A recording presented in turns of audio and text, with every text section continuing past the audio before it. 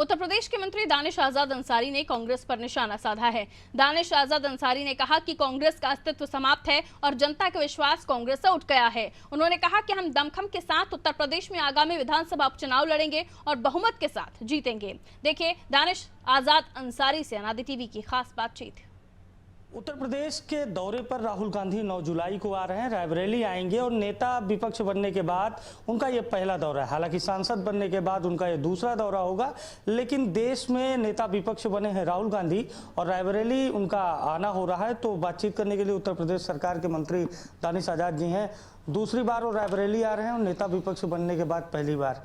कहा जा रहा है कि यूपी में कांग्रेस खोई हुई सियासी जमीन को तलाश रही है और राहुल गांधी इसलिए यूपी पर लगातार फोकस कर रहे हैं।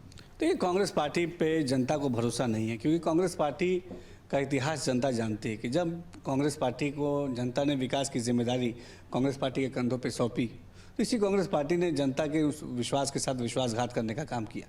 कांग्रेस पार्टी का जब शासनकाल था 2004 से 14 के बीच में, तो किस तरीके से कांग्रेस पार्टी ने देश को भ्रष्टाचार की तरफ ढकेला, ये हम सभी जानते हैं। किस तरीके से पूरा वो कार्यकाल एक से एक भ्रष्टाचार से लिप्त है, एक से एक भ्रष्टाचार समय समय पर उस समय उजागर होते थे, हम सब जानते हैं। तो कांग्रेस पार्टी चाहे कितनी भी कोशिश कर ले, अब जनता उनके ऊपर भरोसा करने वाली नहीं है। अच्छा, राहुल गांधी जिस तरह से पब्लिकली कनेक्ट हो रहे हैं, वो मजदूरों से मिल रहे हैं और रायबरेली आते हैं तो सामान्य दुकान पर शेविंग करवाते हैं, क्या ये पब्लिकली कनेक्ट होने का प्रयास है या फिर खोई हुई सियासी जमीन?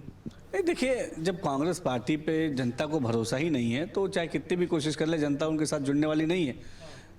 जनता ने हमें जनप्रतिनिधि इसलिए चुना है ताकि हम जनता से जुड़े मुद्दों को हल करें, और निश्चित तौर पे जब जो भी जनता से जुड़े मुद्दों के लिए काम करेगा, जनता उस पर विश्वास करेगी। कांग्रेस पार्टी ने कभी ऐसा नहीं किया, इसलिए कांग्रेस पार्टी पे जनता को कतई भरोसा नहीं। दो आखिरी सवाल हैं। एक तो अमेठी, राहुल गांधी जब सांसद थे तब वो बहुत कम अमेठी से कनेक्ट रहे, सोनिया गांधी भी बहुत कम रायबरेली आई, लेकिन अब अचानक से बार बार रायबरेली आना और उनके परिवार के लोगों का रायबरेली अमेठी में डेरा डालना किस ओर इशारा करता है? देखिए, ये सब केवल और केवल जो है राजनीति से प्रेरित है। अमेठी कभी उनके विकास का एजेंडा नहीं रहा, रायबरेली भी कभी उनके विकास का एजेंडा नहीं रहा कांग्रेस पार्टी के। तो निश्चित तौर पे ये राजनीति से प्रेरित होकर तमाम दौरे हैं, इसके इतर वो कुछ नहीं। उपचुनाव में भी सीट शेयरिंग पे लग रहा है बात बन जाएगी सपा कांग्रेस की, और आपके लिए नाक की लड़ाई। उपचुनाव भारतीय जनता पार्टी पूरी मजबूती के साथ लड़ेगी और जीतेगी। हर विधानसभा के विकास को सुनिश्चित करना हमारी जिम्मेदारी है। ईमानदारी से भारतीय जनता पार्टी अपनी जिम्मेदारी को पूरा करेगी।